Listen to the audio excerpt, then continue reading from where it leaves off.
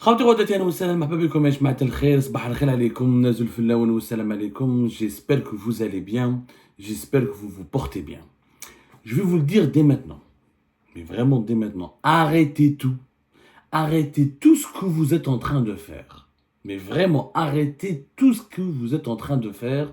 Rien n'est plus important que ce livre, qu'il faut absolument lire, qu'il faut absolument acheter et qu'il faut absolument lire jusqu'au bout, parce qu'il y a dans ce livre des révélations extrêmement importantes sur une partie de l'histoire de l'Algérie. Alors, à Paris, un livre vient de sortir, écrit par Hamid Syed, qui s'appelle De Kabylie à Paris. De prime abord, quand on voit un livre qui s'appelle comme ça, De Kabylie à Paris, Hamid Syed, quelqu'un d'inconnu, totalement inconnu, de méconnu, son nom ne nous dit rien, on ne le connaît pas, on pourrait dire, mais c'est quoi ça? Ça peut être un roman, je sais pas quoi, une histoire débile. Pas du tout, pas du tout. On vient d'avoir, nous, le livre, à Algérie Part, et j'ai eu l'honneur, le plaisir de rencontrer son auteur. D'ailleurs, nous allons le convier bientôt à une émission pour parler de son passé, de son parcours, de analyser ensemble avec lui, discuter de ses confidences. Ce livre n'est pas n'importe quoi. Ce livre est une véritable bombe.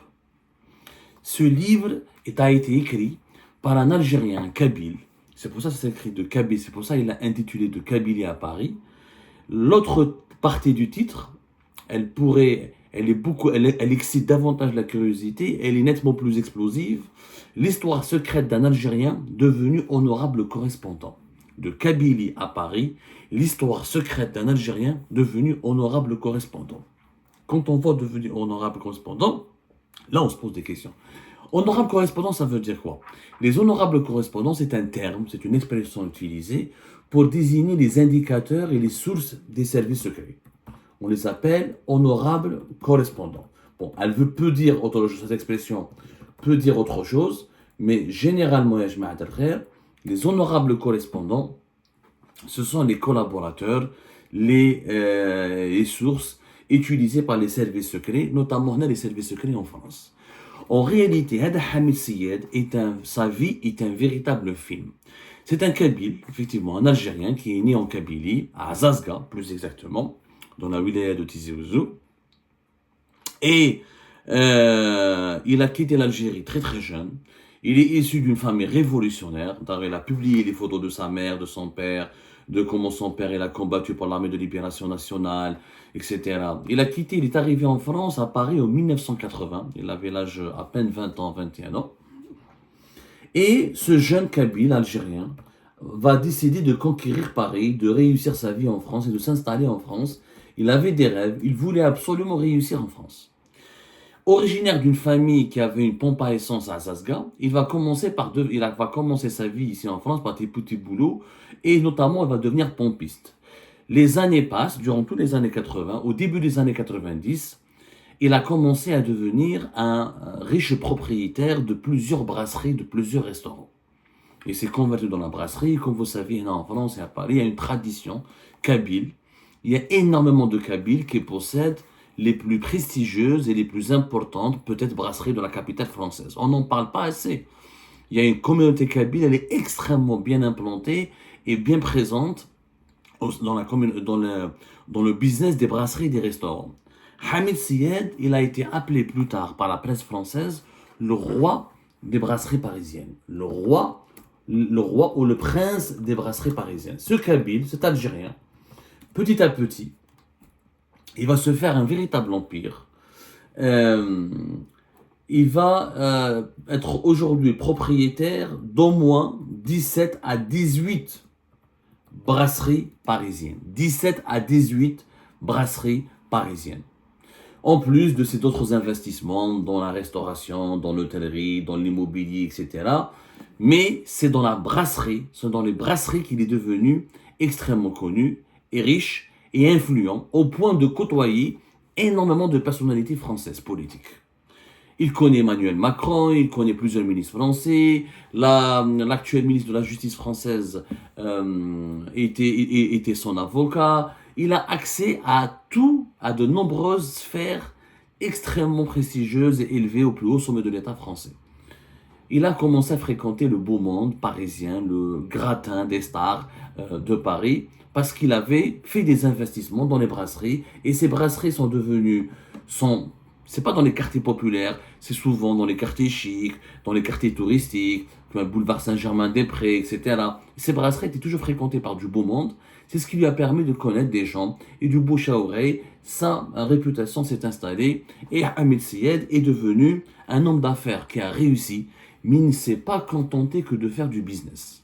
Hamid Syed est devenu plus tard, ce qui est incroyable, grâce à ses connaissances au sein de la classe dirigeante française, il est devenu plus tard l'intermédiaire entre les services secrets français et les services secrets algériens. Et durant la décennie noire, c'était lui qui faisait parvenir des informations aux services secrets algériens de la part de certaines sources et responsables des services secrets français pour démanteler et lutter contre les réseaux islamistes et vice-versa. Il transmettait des informations des services secrets algériens aux services secrets français pour démanteler et mettre en échec des tentatives d'attentats terroristes orchestrés par des groupes islamistes armés. Je ne vais pas tout vous raconter en une seule émission. Le livre, il est extrêmement important. Franchement, il mériterait plusieurs émissions. Mais aujourd'hui, nous allons commencer notre première émission sur ce livre par un chapitre extraordinaire, inédit, auquel je ne m'attendais pas. Un chapitre qui dévoile, tenez-vous bien, la vie parisienne, le passé parisien secret de Abdelmajid Tebboune. La vie parisienne secrète de Abdelmajid Tebboune, parce que Hamid Syed, ce Kabyle appelé le roi des brasseries parisiennes, qui a réussi donc en France et à Paris, qui s'est constitué non seulement un patrimoine important sur le plan économique, mais une réputation et un capital politique auprès de la classe dirigeante, de la classe dirigeante et politique et économique française. Hamid Syed était l'ami de Abdelmajid Tebboune, était même l'ami intime de Abdelmajid Tebboune. Alors, une petite mise au point ou quelques précisions s'imposent. Beaucoup peut-être d'Algériens et d'Algériens connaissent ou ils ont des informations très vagues du parcours d'Abdelmajid Tebboune. Abdelmajid Tebboune, on sait qu'il a été wali, alors il a été wali de 3 wilayas. Il a commencé sa carrière de wali de 1900 à 1983. Il était wali d'Adrar de 1983 à 1984. Ensuite, c'est la wilaya de Tielt où il est resté le plus longtemps. La wilaya de Tielt, 1984 jusqu'à 1989. Ensuite, la wilaya de Tizi Ouzou de 1989 à 1991. Ensuite, il avait fait une carrière. Il a été promu ministre. Il a eu une carrière de une année de ministre. Il a été ministre délégué aux collectivités locales, c'était entre juin 1991 et février 1992. Et juste après cette expérience, Abdelmajid Tebboune va subir ce qu'on appelle une traversée du désert. C'est-à-dire qu'il a été écarté du pouvoir, on n'a plus fait appel à lui, l'Algérie a sombré dans la décennie noire, il n'a occupé plus aucun poste, et durant cette époque-là, il a beaucoup vécu à Paris en France. Et c'est à ce moment-là où il a connu Hamid Syed, le propriétaire des brasseries parisiennes. Alors, comment ça s'est passé? Et qu'est-ce qu'il nous dit ce livre sur Abdelmajid Tebboune? C'est extrêmement important et vraiment inédit parce que Abdelmajid Tebboune d'aujourd'hui n'a rien à voir avec le Abdelmajid Tebboune des années 90. Abdelmajid Tebboune, c'est important je vous ai dit, c'est important de savoir les wilayas qu'il a dirigées. La wilaya la plus longtemps qu'il a dirigée, c'était la wilaya de Tieret. À Tieret, l'un des dirigeants algériens les plus importants de l'histoire du régime algérien est originaire de Tieret. C'est le fameux général Belkher. Le général Belkher, parrain du régime algérien, l'un des symboles de la hiérarchie militaire algérienne, l'un des artisans et des cerveaux de la lutte contre l'islamisme politique, de l'interruption du processus électoral de 1991-1992, et l'un des symboles du système militaire algérien, était originaire de Tieret. Et on a rarement parlé de cela, en tout cas, mais Abdelmajid Tebboune connaissait très bien l'Arbi Belkher. L'Arbi Belkher qui était directeur de cabinet de Jalil Ben Jdid, qui était directeur de cabinet de Abdelaziz Bouteflika, qui était qui a joué un rôle, qui était chef de légion militaire, c'était un général. Il a un passé extrêmement troublant. C'était un déserteur de l'armée française. Beaucoup de rumeurs, beaucoup de fantasmes, même certaines informations assez documentées, ça c'est vrai, ont circulé sur ses relations très troublantes avec la France, avec ses services secrets, avec les institutions sécuritaires françaises. C'est un personnage important de l'histoire du pays. rusé, très intelligent, manipulateur. Il était le maître des intrigues du régime algérien et on l'appelait longtemps le cardinal. On l'appelait le cardinal en référence en référence au cardinal Richelieu, qui est l'un des personnages les plus rusés, les plus intelligents, les plus comploteurs et les plus ingénieux de l'histoire de la monarchie française. Alors, هذا العبد بالخير قلت لكم il était lui-même d'ailleurs lorsque c'est lui qui a aidé Abdelmadjid Tebboune à devenir ministre délégué au début des années 90 parce que l'Abd Belkhair était ministre de l'Intérieur de 1991 à 1992. C'était lui qui était ministre de l'Intérieur lorsque le marhoum Boudiaf a été assassiné. D'ailleurs, on prête à l'Abd Belkhair une forme d'implication, de complicité qui n'a jamais été prouvée, qui n'a jamais été étayée, mais qui a suffisamment suscité les suspicions. C'est l'Abd Belkhair qui a aidé Abdelmadjid Tebboune à devenir ministre délégué aux collectivités locales. C'est une expérience qui n'a pas duré longtemps parce que le pays connaissait une crise politique extrêmement dangereuse. Le gouvernement de Stéphane Ghazali a été ensuite renversé. Il y avait ensuite la décennie noire. Ensuite, il y avait l'armée qui a pris le pouvoir. Ensuite, il y avait des instances qui ont dit on ne va pas faire l'histoire du pays. Rapidement, il y avait des instances militaires qui ont dirigé le pays. Ensuite, des instances civiles. Tout était de la transition jusqu'à l'arrivée de Zerouel au pouvoir. Jusqu'à l'arrivée de Zerouel au pouvoir vers 1996, Hakdek. Jusqu'à 95-96, l'Algérie était pratiquement ingouvernable. Ingouvernable. Il y a été énormément d'instabilité. Mais vraiment énormément d'instabilité. Jusqu'à 94, voilà. 94-95, je sais 95-96, parce que on va dire que Liam Zerouel a été élu en novembre 1995. Première élection présidentielle supposément démocratique et ouverte en Algérie. Donc, de 91 jusqu'à 95, l'Algérie connaissait un vide politique. Il y avait des instances de transition, il y avait des gouvernements de transition, il y avait un régime de transition. Bon, passons, c'est pas le moment de faire de l'histoire. Pendant cette période-là, Abdelmadjid Tebboune s'était établi à Paris. Il n'a pas résidé à Paris. On ne sait pas s'il a eu des papiers parisiens. On va approfondir en tout cas notre enquête parce qu'on va rencontrer bientôt Hamid Syed. On va essayer de lui faire une interview, etc. et de le faire parler. Parce qu'il n'a dit dans ce livre, il n'a dit que 10%, ou je dirais même de ce qu'il a vécu, de ce qu'il sait. Alors, dans ce livre, il y a un chapitre, la page 119, un futur président à ma table. Et c'est là où Hamid Syed raconte comment il a rencontré Abdelmadjid Tebboune. Comme il a rencontré Abdelmadjid Tebboune, je vais vous lire quelques passages. En fait, à l'époque, Hamid Syed était propriétaire d'une brasserie qui était très connue. Qui était très connue à Paris. Elle s'appelait le Grand Cluny, qui était situé boulevard Saint-Germain-des-Prés. Et c'était en 1993. En 1993, Abdelmadjid Tebboune venait régulièrement en France, donc il faisait des va-et-vient, mais séjournait longtemps en France, il restait plusieurs semaines en France, ce qui nous prête à croire qu'il c'était pas réfugié. Il avait une relation compliquée avec l'Algérie. Il avait des les événements de la décennie noire l'ont certainement dégoûté. Il n'était pas à l'aise, il n'avait pas de poste. Il faisait sa traversée du désert. Une période creuse dans sa carrière. Ni wali, ni ministre, ni secrétaire général. Il a décidé de venir s'installer en France et de faire des va-et-vient et de vivre entre l'Algérie et la France. Que dit l'auteur Hamid Syed sur Abdelmadjid Tebboune? Je l'ai rencontré en 1993 à Paris. Voilà. Je l'ai connu à cette époque. Je suis alors propriétaire du Grand Cluny, boulevard Saint-Germain. Boulevard Saint-Germain-des-Prés, c'est l'une des zones les plus animées, les plus résidentielles. Il y a des cafés, il y a des boulevards, il y a des restaurants, dansants. C'est des Algériens qui habitent, la communauté algérienne à Paris, en France, connaissent Saint-Germain-des-Prés. C'est le quartier des intellectuels, des politiques, de l'élite.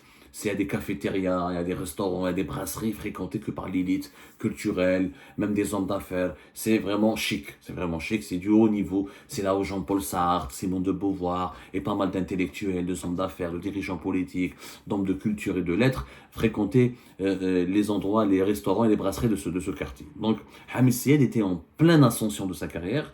Il avait commencé à la fin des années 80 à investir, à faire du business dans les brasseries. Et au début des années 90, il s'est installé dans le marché. Il avait d'ailleurs le Grand Cluny, qui était une brasserie très connue, très prestigieuse, du boulevard Saint-Germain-des-Prés. Donc, Voilà ce que dit, je l'ai connu à cette époque. Je suis alors propriétaire du Grand Cluny, boulevard Saint-Germain, où il venait tous les jours prendre son café. Seul, car il a étrangement peu d'amis à Paris. Toujours rasé de près, il a une élégance rare et de la politesse d'un roi. Il parle un français impeccable, il est avenant, sans être familier, et nous finissons par sympathiser. J'ai vite perçu qu'il n'avait rien d'un client ordinaire. Toutes nos discussions sont plus passionnantes les unes que les autres au fil des jours. Il sait tout sur tout et il a beaucoup d'humour, ce qui ne gâche rien. Pour lui, l'économie est son sujet de prédilection et pareil, un tuyau d'échappement qu'il faut non pas rafistoler, mais changer complètement. Alors, c'est très intéressant de lire ces pages parce que Hamid Syed, donc il va devenir l'ami de Tebboune. Ils se sont connus dans sa brasserie. Certainement, Hamid Syed s'est intéressé à lui parce qu'on lui a dit que c'était l'ancien wali de Tizi Ouzou, comme lui dit Kabil, il s'est rapproché de lui, un ancien ministre algérien. Petit à petit, ils sont devenus de vrais amis, ils se fréquentaient, etc.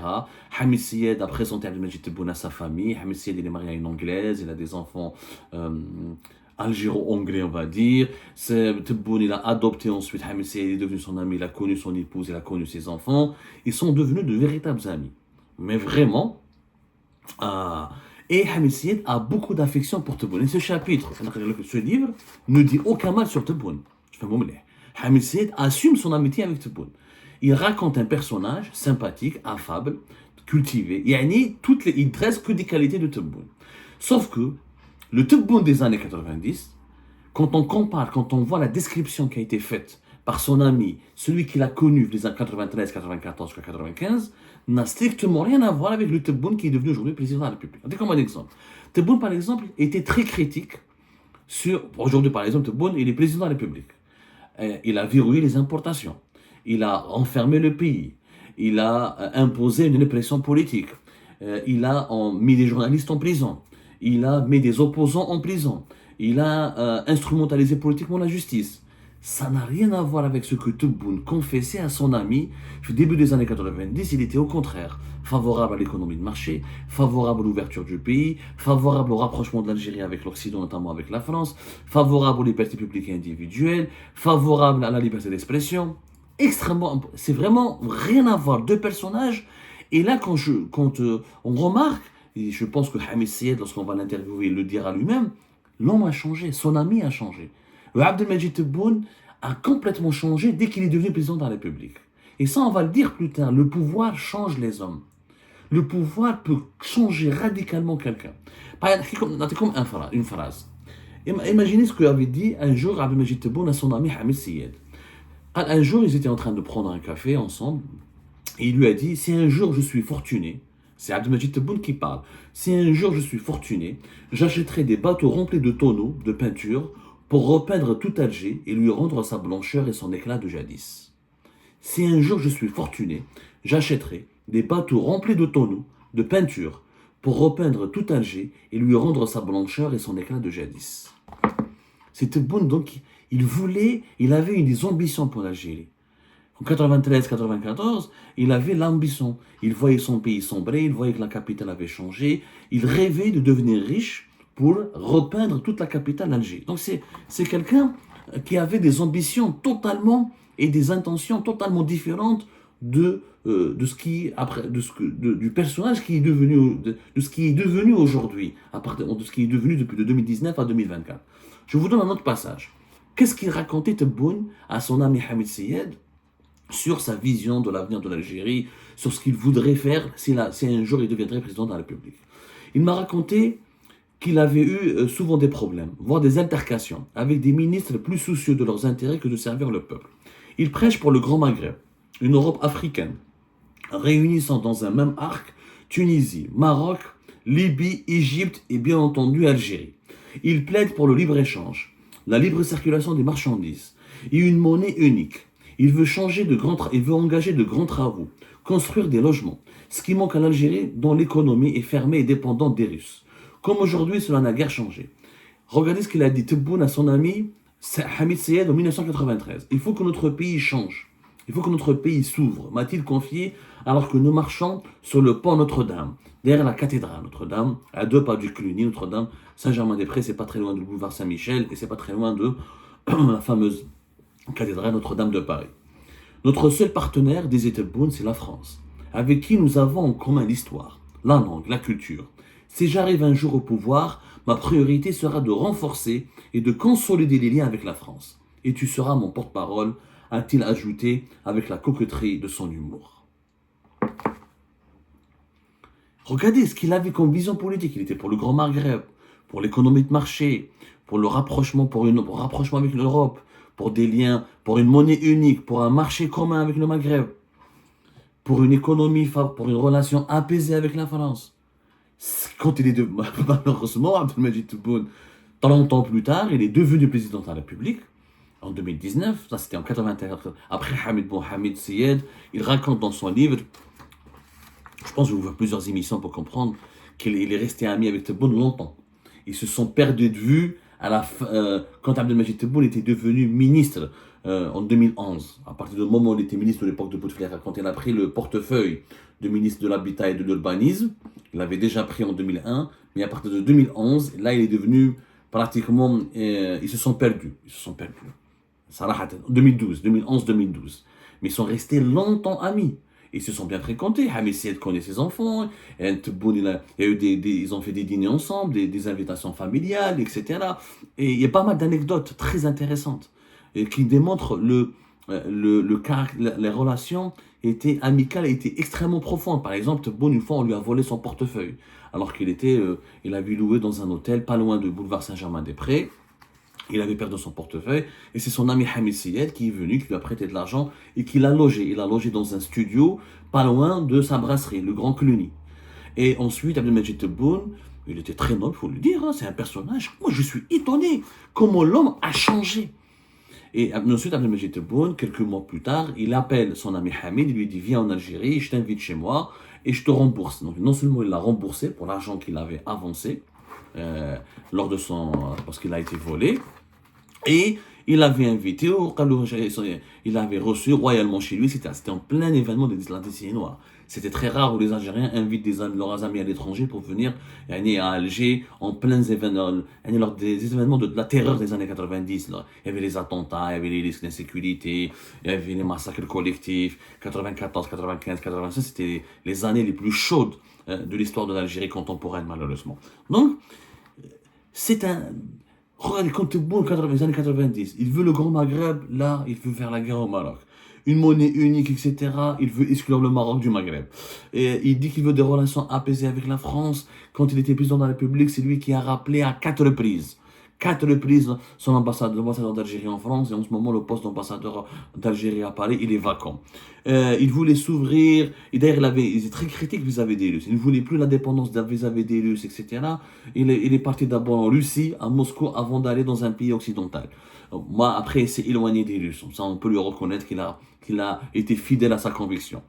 Il voulait d'une économie de marché. Alors quand il a été élu, quand il a été désigné président de la République, il a verrouillé l'économie de marché, il a empêché l'entrepreneuriat, il a imposé des mesures très restrictives, une gestion arbitraire et très politique de l'économie, ce qui a mené à de grosses difficultés pour le secteur privé et ce qui a beaucoup nui à la liberté d'entreprendre. C'est deux hommes totalement différents, mais vraiment totalement différents. Alors, nous nous sommes vus tous les jours. Il nous est souvent arrivé d'effectuer de longues promenades avec des haltes au salon de la mosquée de Paris pour discuter autour d'un thé. C'est alors un homme abandonné qui n'intéresse personne, un homme comme un paria, un Judas. Moi, je m'intéresse aux gens, tous les gens de tous les ports, et toujours quelque chose à en tirer. Lui, c'est un peu différent. Je m'y attachais plus qu'à d'autres, car je m'enrichis à son contact. Je sens qu'il a un avenir brillant, car il est brillant, il est patient, à l'écoute. J'aime un mot plus que l'autre, de bons conseils, et l'expérience née en particulier de son passé de ministre, ce qui ne gâche rien. Et là, nous avons le portrait d'un Tebboune posé, expérimenté, qui aime la culture, courtois, qui aime l'échange. Moi, je suis sûr que Tebboune a gardé quelques-unes de ses qualités. Moi, je pense, au fond, je l'ai toujours dit à mes interlocuteurs, à mes sources, Tebboune n'est pas mauvais au fond. Je crois vraiment que Tebboune est un homme gentil, c'est un homme sympathique. Et ce livre le démontre. Hamid Syed, voilà, il n'a plus de contact avec Tebboune, il n'a plus d'intérêt, c'est un homme d'affaires, il a plus de 17 brasseries, il a des investissements en France, il vit comme un roi. Il n'a pas besoin de faire de la chita à Tebboune. Hein. Il est plus français qu'algérien aujourd'hui, Hamid Seyedna. Il n'a aucun intérêt avec l'Algérie ou avec le régime algérien. Il a raconté juste sincèrement son amitié avec Tebboune et ce passé parisien méconnu, secret de Tebboune. Il a juste raconté il a fait le portrait de son amitié avec Tebboune. Je suis sûr que Tebboune, au fond, est un bon mec, est un bon monsieur. Mais le pouvoir l'a changé. Je vous raconterai d'autres détails, d'autres anecdotes très intéressantes qui nous sont révélées dans ce livre. Mais Tebboune a été totalement changé. Le pouvoir l'a changé. Pourquoi? Parce qu'en 2019, quand il est venu, il est arrivé au pouvoir après ce qui lui est arrivé en 2017. Quand il a été limogé de son poste de Premier ministre et son fils a été placé en détention, il avait eu la grosse embrouille avec Ali Haddad et Saïd Bouteflika, les Kouninef. En fait, ça l'a rendu mauvais parce qu'il a été guidé par sa vengeance. Tebboune, il a oublié ses valeurs d'avant. Le Tebboune des années 90, du début, celui qui a été fonctionnaire, celui qui était Wali, celui qui était ses premières fois quand il était ministre, Oulamine Bouteflika, il l'a réhabilité après la traversée de désert des années 90. C'est Bouteflika qui l'a réhabilité en allant un poste ministre délégué aux collectivités locales de 2000 à 2001, on m'a dit qu'un ministre de l'urbanisme de 2001 à 2002, ensuite, attendant même un poste ministre de la communication, c'était entre 1999 et 2000, c'est Bouteflika qui a réhabilité Tebboune, qui a été mis à l'écart durant toute la décennie noire. Et je pense qu'il s'était, selon plusieurs sources, il s'était embrouillé avec l'Arbi Belkhair, etc. Et les parents de l'Algérie à l'époque, ils l'ont mis à l'écart, ils n'avaient plus besoin de lui. Bouteflika l'a réhabilité. Tebboune est resté lui-même jusqu'à 2017. À partir de 2017, ce qui lui est arrivé, quand ils ont mis son fils en prison, il a complètement changé, il a oublié ses valeurs, il a oublié sa vision moderniste et progressiste, il a privilégié la vengeance.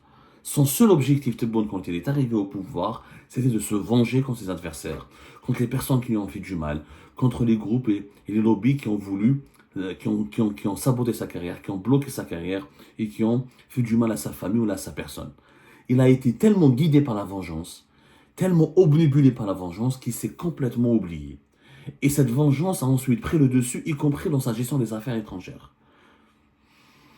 On lui a dit voilà, que le Maroc voulait saboter son mandat, que le Maroc était contre la stabilité de l'Algérie. Alors il a cultivé une haine anti-marocaine. La même chose avec la France. Dès qu'il a vu que la France ne voulait pas l'aider à renforcer ou l'aider à accomplir son mandat présidentiel, ne voulait pas l'accompagner dans sa quête de légitimité, de bonne gouvernance, il s'est retourné contre la France. Et la vengeance, la haine, le pouvoir change un homme. Quand on arrive au pouvoir, quand on arrive au poste de président de la République avec la volonté de se venger, de prendre sa revanche, malheureusement on change et on oublie ses valeurs, on oublie d'où est-ce qu'on vient et on oublie ce qui nous a forgé, ce qui nous a permis de réussir.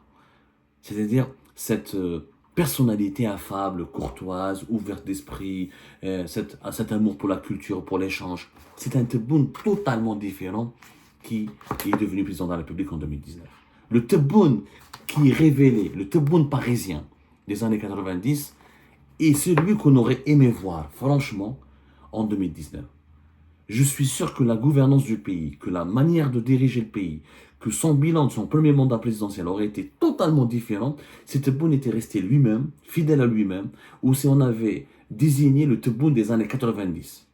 Parce que le Tebboune de 2019 est malheureusement, a sombré malheureusement dans un grand verre de vengeance. Il a noyé sa personnalité dans un grand verre de vengeance. Et ça a donné cette dictature qui est malheureuse, sinistre, et que l'Algérie ne mérite pas.